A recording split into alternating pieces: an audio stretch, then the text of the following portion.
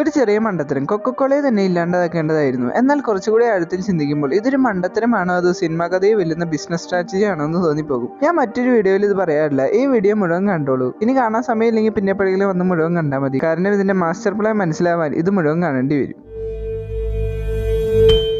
രണ്ടാം ലോക മഹായുദ്ധത്തിന് ശേഷം കോള ഇൻഡസ്ട്രിയിലെ 60% മാർക്കറ്റ് ഷെയറും കൊക്കക്കോളയുടേതായിരുന്നു. എന്നാൽ 1955 ഒക്കെ ആയപ്പോൾ അത് 24% താഴ്ന്നു. ഇതിന് പ്രധാന കാരണം പെപ്സി പോലെയുള്ള കമ്പനിയുടെ കോമ്പറ്റീഷൻ ആയിരുന്നു. കൊക്കക്കോളയേക്കാൾ മധുരം കൂടിയ പെപ്സിയെ കൂടുതൽ ആൾക്കാർ ഇഷ്ടപ്പെടുന്നു എന്നവർക്ക് മനസ്സിലായി. അതുകൊണ്ട് തന്നെ അവർ കൊക്കക്കോളയ്ക്ക് പകരമായി മധുരം കൂടിയ പുതിയൊരു ഡ്രിങ്ക് 1985 ഇൻട്രൊഡ്യൂസ് ചെയ്തു, new coke.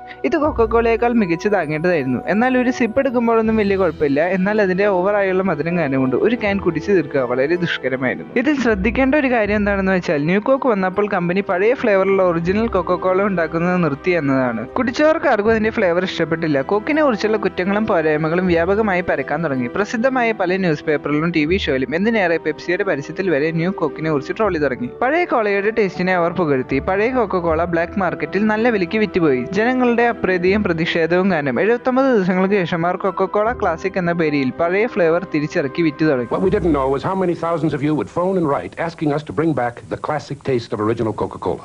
Well, we read and we listened, and you know the rest. They're both yours. The new taste of Coke and Coca-Cola Classic. പെപ്സിയോട് മുട്ടി നിൽക്കാൻ പറ്റാത്തതുകൊണ്ട് പഴയ ഫ്ലേവർ നിർത്തി. പുതിയ ഫ്ലേവർ ഇറക്കി ചീറ്റിപ്പോയി. വീണ്ടും പഴയതിലേക്ക് തിരിച്ചുപോയ മണ്ടന്മാരെ പോലെയാണ് കൊക്കക്കോളയെ നിങ്ങൾ കാണുന്നതെങ്കിൽ നിങ്ങൾക്ക് തെറ്റി. ഇവിടെ അരങ്ങേറിയത് സിനിമകളിൽ പോലും കാണാത്ത ബ്രില്യന്റ് ബിസിനസ് ടാക്ടിക് ആയിരുന്നു. ന്യൂ കോക്ക് ഒരിക്കലും കൊക്കക്കോളയേക്കാൾ മികച്ചതാവാനല്ല ഉണ്ടാക്കിയത്. പകരം അതിൽ മോശമാകാനാണ് അത് നിർമ്മിച്ചത്.